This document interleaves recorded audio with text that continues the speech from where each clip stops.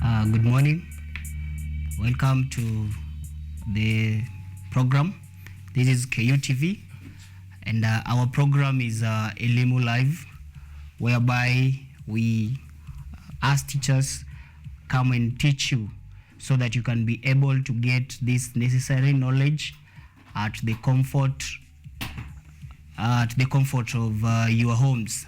So we are having science today. So we'll be learning the subject science. I will be your teacher, Teacher Stapleton. So I believe you have probably some writing materials where you will take some relevant notes.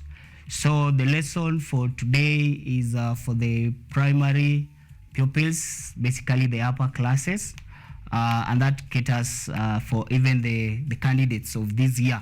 So we have the final candidates for the outgoing curriculum. So welcome. So our subject is science. That is what you're going to learn today. And our topic, we're going to learn about energy. So we're going to learn about energy. So under the topic energy, we will have a specific focus on light energy. So I will start by defining what energy is. Energy is defined as the ability to do work. Energy is defined as the ability to do work. Energy is defined as the ability to do work. Whatever will enable you to do some specific kind of work, that is what we refer to as energy. Now, what is work? If we might also look at it. So for work to be done, for us to say work is done, so there must be some force that is applied and distance that is moved. So for work to be done, we need to have two things. We need to have force and we need to have distance. And force is either a push, a pull, or a lift. So that is what work is. So what enables us to do work is what we call energy. Now, this thing we call energy comes in different forms. This thing we call energy. So we'll also look at forms of energy. Having defined already what energy is the ability to do work. Now, the forms of energy. Energy can appear in many forms. So what are some of these forms of energy that we can look at?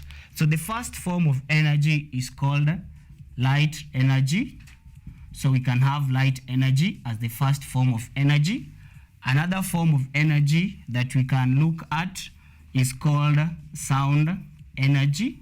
That is another form of energy that we can look at. Another form of energy is heat energy. Heat energy, that is something, it's another form of energy. We also have other forms of energy. We can have solar energy, which can still go back to light energy. We have even mechanical energy. Mechanical energy, here we'll have two forms of energy. So these are the forms of energy. So let me take you through the forms of energy. The first one is light energy. The second one is sound energy. The third one is heat energy. We have solar, and finally mechanical. So our topic for today, we are going to focus on one form of energy. We're not going to look at all the 5 forms of energy, but you're going to be specific on one specific form of energy. And the form of energy that you want to look at is light energy. So on these all forms of energy, we want to be specific on one type of form, one type of energy, and that is what we call light energy. So what is light energy? Light energy comes from the word light. So what is light? Light is something that is produced from glowing object. So anything that glows produces light. So light is produced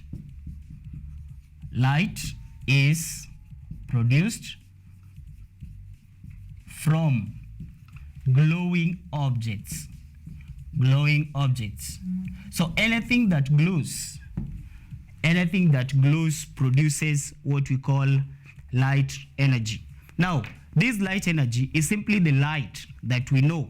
When you get out of the room and you look outside during the day, you're able to see a lot of light. When you are inside your room, like I'm assuming right now you are in the house, probably seated in your living room. If there are no windows and large doors, probably in that sitting room, you have switched on the lights, probably using the electricity. So that is the light that we are talking about. If you enter into a dark room and then you need to see, what do? You can carry yourself a torch and then you switch on the torch. When you switch on the torch, that torch has the ability to make you to see.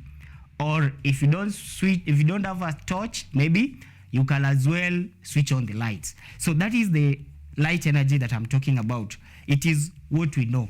So science, the best thing with science, we learn what we know, we learn what we see, so it becomes very easy to understand and even to relate. So this type or this form of energy called light energy has two sources. So a source is something that produces, and I've already told you that light energy is produced from glowing objects. Now, this light energy, we can categorize it into sources. And when we come to sources, we can look at two sources. One of the sources will be called artificial source, and the other source will be called natural source. So let me note that down. So sources of light energy. So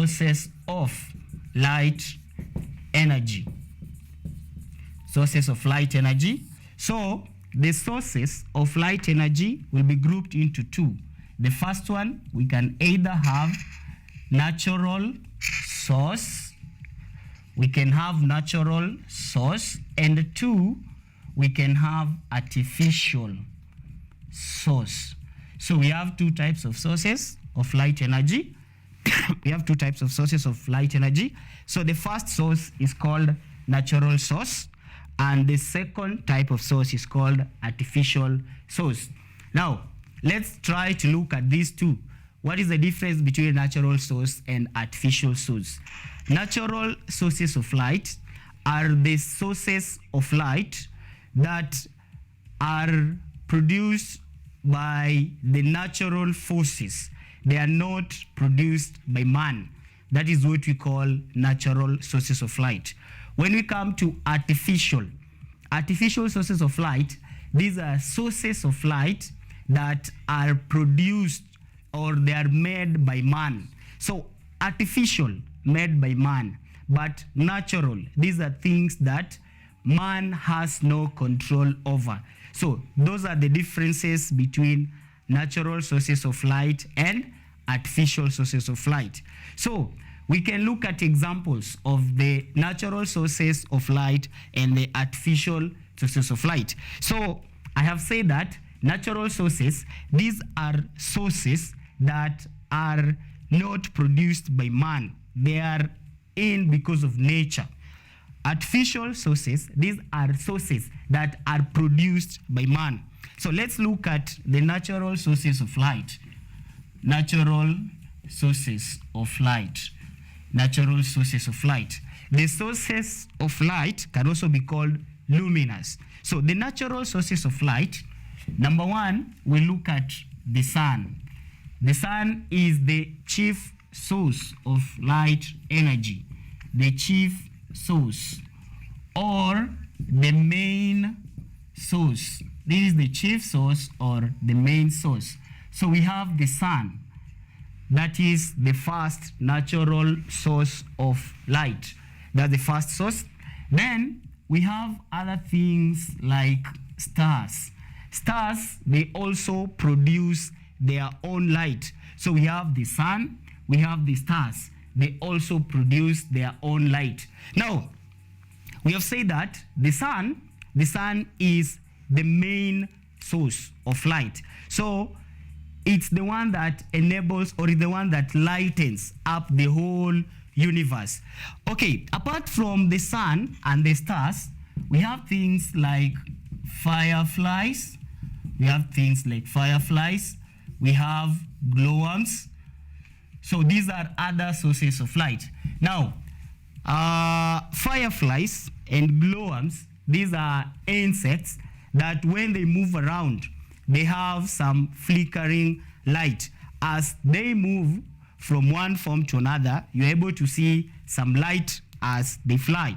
Now, under natural sources of light, we have those that are not sources of light, but they are always confusing to pupils. So we can have NB, then you say the following are not natural sources of light. The following are not natural sources of light. So which are these things that confuse? Number one is the moon. The moon is not a natural source of light.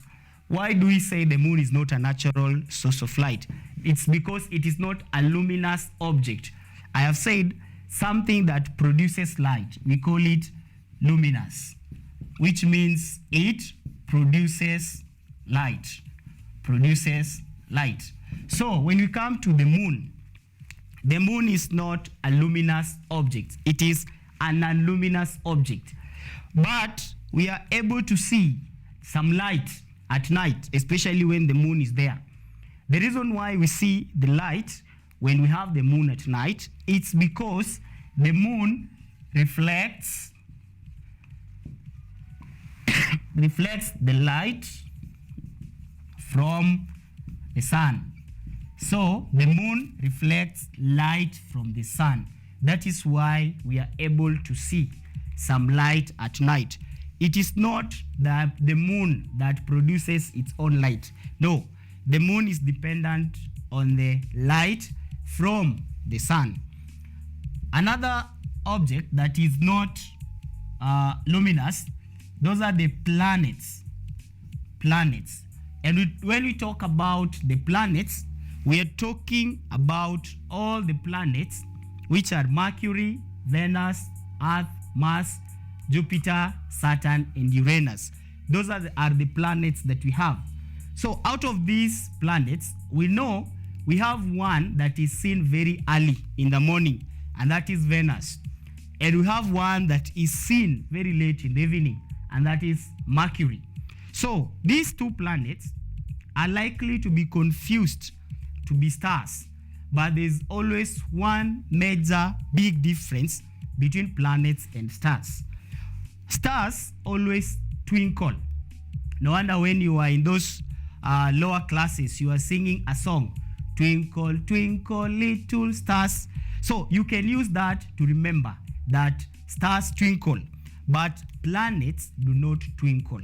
So if you see an object, probably very early in the morning, that seems to produce light, but it is steady, it does not twinkle, that is not a star, that is a planet. So on natural sources of light, we have the sun, we have the stars, we have the fireflies, we have the glowworms. But the moon and the planets are not natural sources of light, although some pupils tend to confuse. So don't be one of the few pupils who confuse. So let's look at the other types of energy, which is now artificial sources. That is under light. So we have looked at the natural sources. Now we want to look at the artificial sources. So artificial sources. I have said artificial. These are the sources of light that are made by man, and man has control over. Man can either switch it on or man can either switch it off. But natural, man has no power. Like you cannot switch off the sun. You cannot switch off the stars. they switch on and switch off. That is not in control of man whatsoever.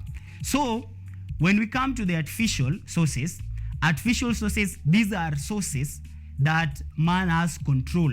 So man can either switch on or can either switch off. And I know you know some of them. So maybe you can note them down very fast, and then you'll compare with what I will note down, so that you can see, did you get it right or did you get it wrong? So the first artificial source of light we'll talk about is a torch. A torch is one of the artificial sources of light that you can look at. We have a candle. Candle is another artificial source of light. We have lamps. Lamps, those are other artificial sources of light. Lamps are in general. We can have gas lamps. We can have lanterns. All those are categories of lamps. Then we also have electricity. Electricity.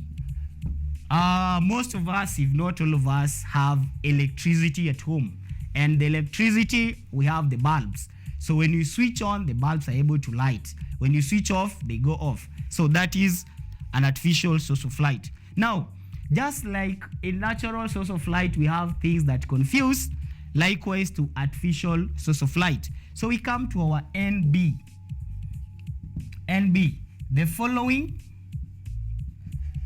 is not a source of light. The following is not a source of light. And what is it that confuses most pupils? And the answer is a mirror.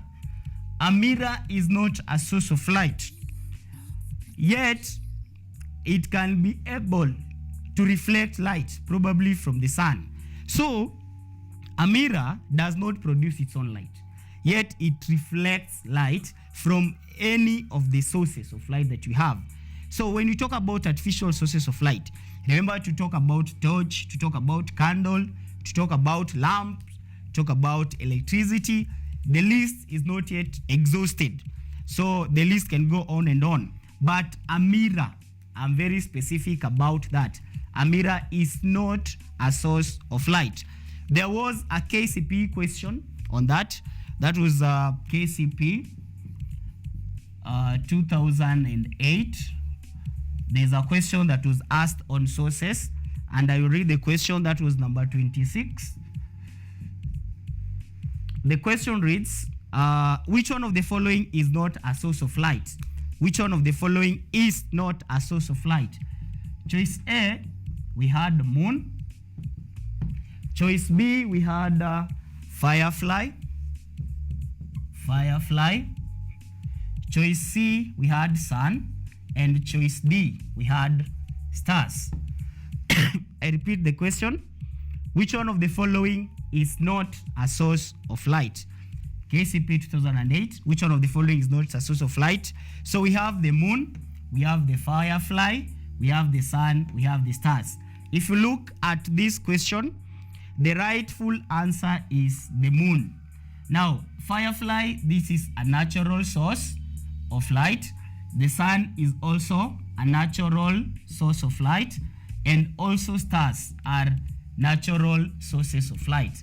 So such questions can also appear, especially for the current candidates of the year 2023, the final ones of the current curriculum. So you can take note of that. So why is light important? That is what you want to look at. Why is light important? So we look at uses of light. Uses of light. Why is light so important? Why should we learn about light? Why should we talk about light? Then we can only talk about light if it has some form of importance. So uses of light. If you go into a dark room, you are not able to see, not unless you switch on the lights. So the first use of light is to enable us to see. To enable us to see. That is the first use of light. Another use of light. Supposing you want to read your notes, and you are seated in a dark room, or the room where you are seated, the light is so dim, it's not clear, you cannot read well, you cannot read comfortably unless you have enough sufficient light. So number 2 is to enable us to read comfortably without straining, to enable us to read comfortably. Another use of light, when you get into the house, probably there are the pests like the cockroaches. Now, when you get into a room and you switch on the lights, when those small insects are there, what happens? The moment they see the light, they run away. And the best example is a cockroach. It will crawl away. Therefore, the third use of light is to discourage pests. To discourage pests. And I've given you a very good example to discourage pests. Another use of light, we talk about plants that are green and plants that are not green. And there's one major difference between plants that are green and plants that are not green. And the major difference between these two plants is plants that are green are able to make their own food, while plants that are not green cannot make their own food. So what makes plants that are green to make their own food? The answer is sunlight. So plants that are green, they use the sunlight to make their own food, and they make their own food through a process called photosynthesis. Through a process called photosynthesis. Photosynthesis. So what is photosynthesis? This is a process through which green plants make their own food. A process through which green plants make their own food. So green plants cannot make their own food unless there is sunlight. So the other use of light is it helps in photosynthesis. It helps in photosynthesis. We have already discussed what photosynthesis is. Light is also important in taking photographs. That is why when you are taking a photo, probably using a smartwatch or a camera, there is always a flashlight that comes before the camera captures the photo. The use of that light is to enable the camera to take a good photograph. So light is also important in taking of photographs. When you get into a room and it's dark and there are things disarranged all over, when you walk into the room, what are you likely to experience? You are likely to knock yourself as you walk through the room. But when there is light, you'll be able to see any obstacle that is there. So which use of light is that? Light helps, it is useful for safety. For safety. So when there is light, you are able to see where you step. Even in our homes, we have security lights. Why do we put security lights at home? We put security lights at home because that light helps us to be safe. Light is also used for communication. For communication. How is light used for communication? When you go to where we have street lights, we always have 3 street lights. So we have the red one, we have the green one, and we have the orange one, or the amber. Now, when the lights change from one color to another, it is a communication to the road users, both the motorists and the pedestrians. The motorists are those who drive or they use the motorcycle. Those are motorists. And then we have the pedestrians. For instance, when it is red, it will communicate that the motorist should not go, should stop. But when it's green, it will communicate the motorist should go. That is uses of light. So we have a red light that communicates stop. We have a green light that communicates go. And we have an orange light that tells you to be ready. So those are the uses of light that we can have. These uses of light are very important in our day-to-day activities. So let me take you through the uses of light. So the number one use is to enable us to see clearly. Number two, to enable us to read comfortably. Number three, to discourage pests. Number four, it helps in photosynthesis. And I've said photosynthesis is a process through which green, not all plants, but green plants make their own food. Then it helps in taking photographs. It helps us for safety. And finally, it helps us in communication. Those are the uses of light. Now, we can light a house naturally. We can light a house naturally. It's not necessarily using electricity. So what are some of the ways of lighting a house naturally? Number one, we can use what you call skylights. Skylights are those colorless iron sheets. So skylights, those are colorless iron sheets. The colorless iron sheets. So we can use the skylights to light a house. We can use large doors and large windows to also light a house naturally. But there is always a question that is asked. Which one is the best? So the best way to light a house naturally is by use of large doors and large windows. There was a question in 2011 that I want us to look at. 2011, number 49. That is KCP 2011, number 49. I will read the question, and the question reads, which one of the following are both reasons for lighting a house? Both reasons for lighting a house. Which one of the following are both reasons for lighting a house? So A, we have safety and discouraging pests. We have safety and discouraging pests. Safety and discouraging pests. That is our first one, our A. B, we have drying and discouraging pests. Drying and discouraging pests.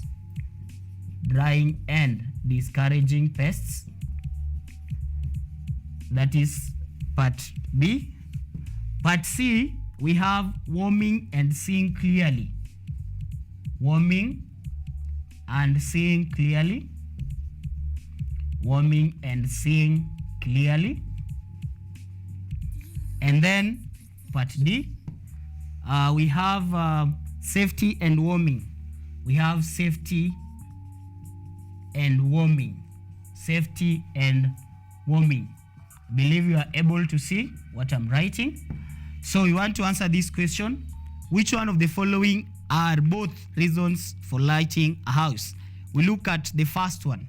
Safety and discouraging pests. Safety is a reason for lighting the house. Discouraging pests is the reason for lighting a house. So choice A is correct. Let's look at choice B. Drying and discouraging pests. Discouraging pests is a use of light, but drying is not a use of light. Drying is use of heat. Drying is use of heat. We look at C. We have warming and seeing clearly. Seeing clearly is a use, but warming is not a use. It is also a use of heat. Then when we look at choice D, safety is a use, but warming is not a use. Warming is a use of heat. So remember, when they ask about questions, reasons for lighting a house, they are likely to mix the uses of light and the uses of heat. Like this KCP question, drying is a use of heat, warming is a use of heat. So remember that they can mix up so that to confuse you. Now, we are still moving on with our our subtopic light. Want to look at the properties of light. So we have looked at the uses of light, the sources of light. So we want to look at properties of light. So what are the properties of light that we have? So properties of light, that is what we want to look at. Properties of light. Properties of light. And the first property of light we are going to look at is light travels in a straight line. So that is how light travels. How light travels. Now when we talk about how light travels, those are investigations. We are going to have some investigations to check how light travels.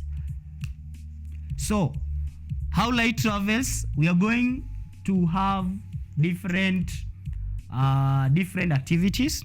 So the first activity, we are going to take a pipe, a straight pipe. That is the first. And then we take a pipe that is bent. Then one side we have a source of light, probably a candle, and then from the other side we observe. So that is your eye. So you observe.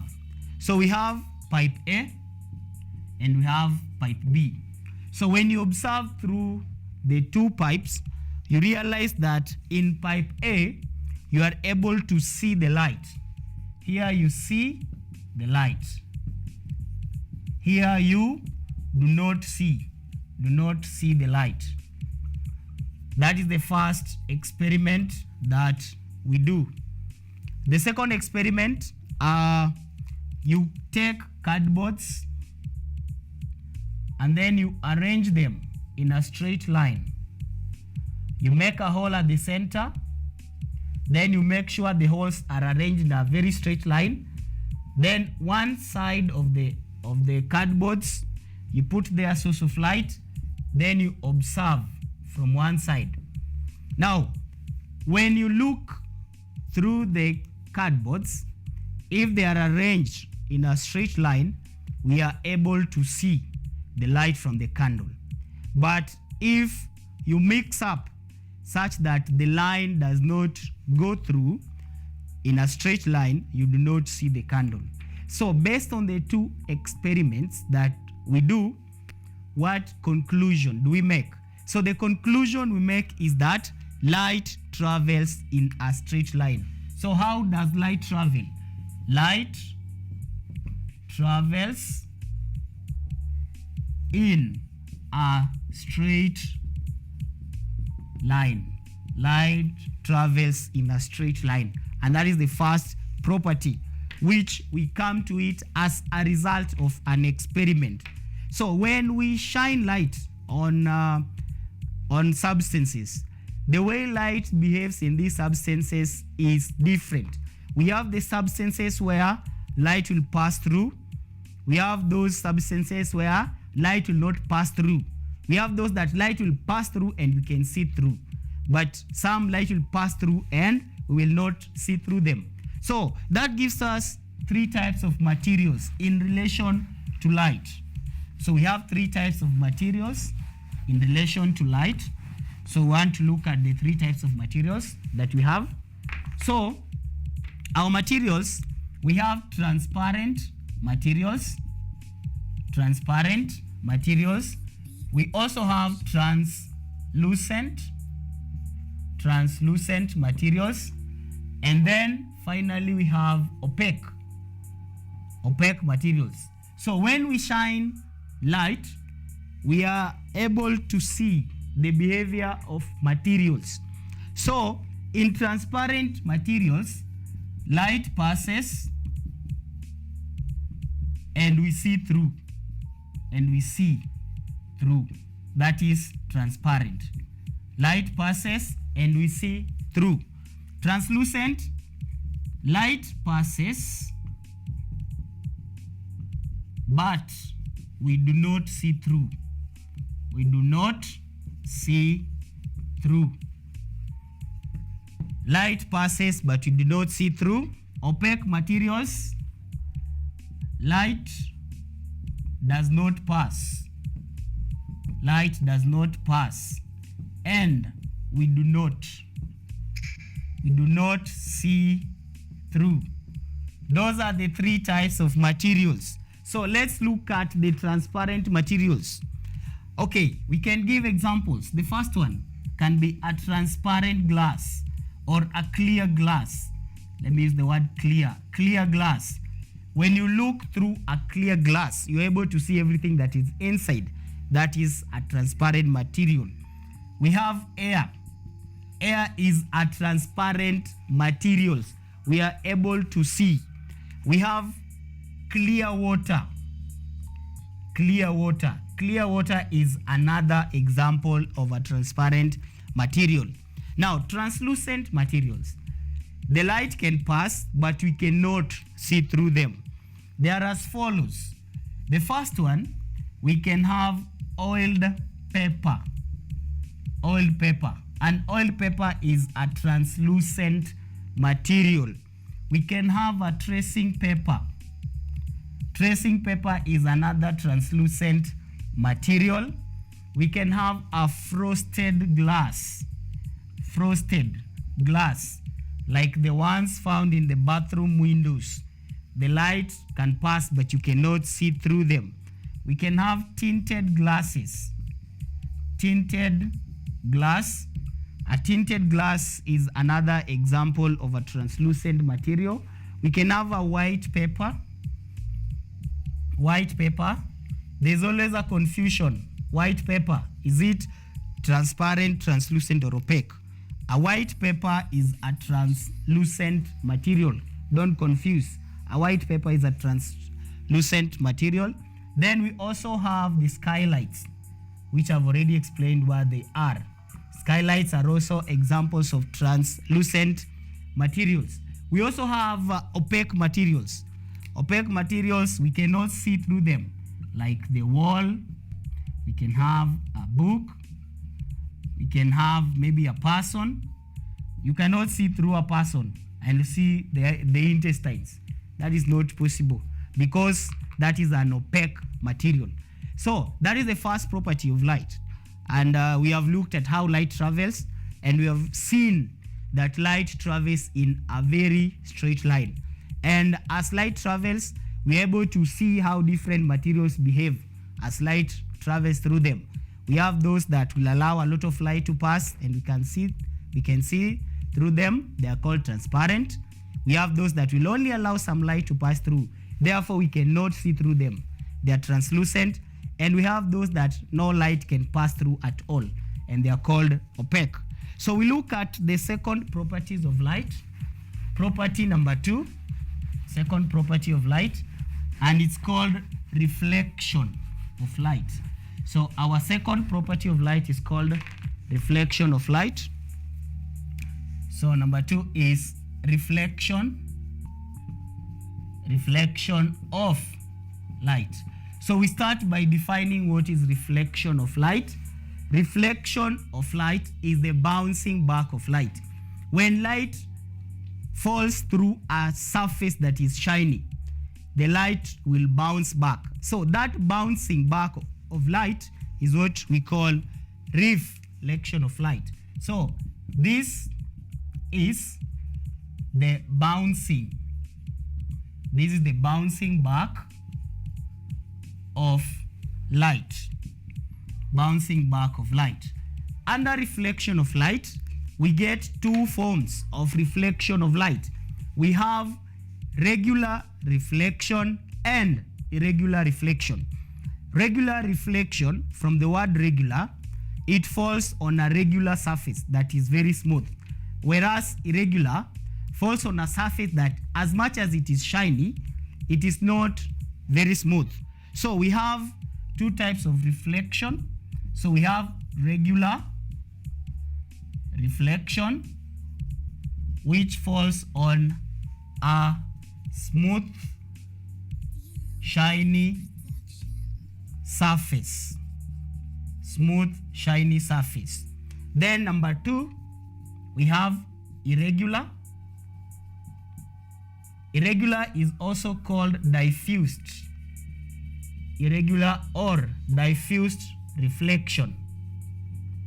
And it falls on a rough,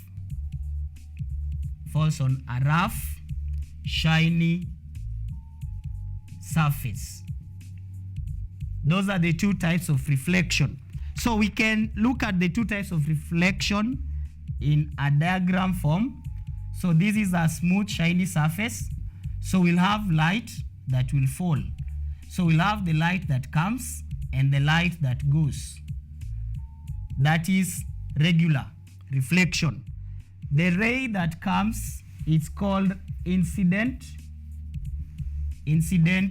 ray. The one that goes is called reflected ray, and this one is called normal. So that is a regular reflection. Then we have an irregular reflection. That is a rough shiny surface. So the light as it falls, it will not be regular. So we can have it in a form that the lines are crisscrossing each other. So that is what we call irregular reflection. Now, we have uses of light, and under uses of reflection of light, one of them is it enables us to see. And we are going to look at the final thing under reflection of light, and that is a periscope that happens as a result of reflection of light. So this is what you are going to look at finally. So a periscope works on the principle of reflection of light. And a periscope is an instrument that is used by submarines, and it enables them to see. It has two mirrors inclined at the two corners at a 45 degrees angle. So what happens, we can have an object here. So we have an object. Where we have an object, the other side we will have the eye. So the other side will have the eye. So we'll have our eye here. So how are we able to see things around the corners? For you to see, I said, light must be reflected from the object to your eye, not from the eye to the object. So we'll have rays of light that will come, and then they will hit the first mirror. Reflection is the bouncing back of light, so the light will bounce. That's why it is at 45 degrees, so that when it bounces to the second mirror. So it bounces to that second mirror, which is at 45 degrees. Then the placement of the mirror will lead it to bounce to the eye. So the eye that is here is able to see something that is in the corner, and it is able to see as a result of reflection. There is reflection in that mirror, and there is reflection in this other mirror. There is reflection there, and there is reflection here. Now, when we have our eye here, where do we see the object? That is a common question. Where do we see the image? The image is always formed behind the mirror. So if this is the mirror, the image will be formed here. So we'll have our image. An image is what you see. So when you observe an object, what you see in the mirror is not a real object. It's an image. So when we have our eye here, the object that is here will be seen here as our image. So the image falls behind the mirror where we have the eye. If we had our eye here, we change the object to be the eye and the eye to be the object. If the eye is here, it will fall behind the mirror where we have the eye. So our image will be there. So this is an example of a periscope. And a periscope works on the principle of reflection of light and is used by submarines to observe things in corners. Under the properties of light, there are three properties. So we have looked at the first one, which is how light travels, and we have seen that light travels in a straight line. We have looked at the second property of light, and that is the reflection of light, and we have seen it as the bouncing back of light. So the last type of property of light, that is called refraction of light. That is called refraction of light. You can create sometimes and you pass through it, but just to mention, refraction of light is the bending of light, and it takes place when light travels from one medium to another. So if there will be time, we will also look at refraction of light as the other property of light some other day. Otherwise, I hope that you have enjoyed the lesson. I hope that the lesson has been productive and you have learned something new. So remember to put it into your head and you don't forget it. So I wish you a wonderful day ahead. Even as you resume the school next week, I wish you God's blessings throughout the term and throughout the year. I have been your teacher, Teacher Stapleton Kadi. Have a blessed day.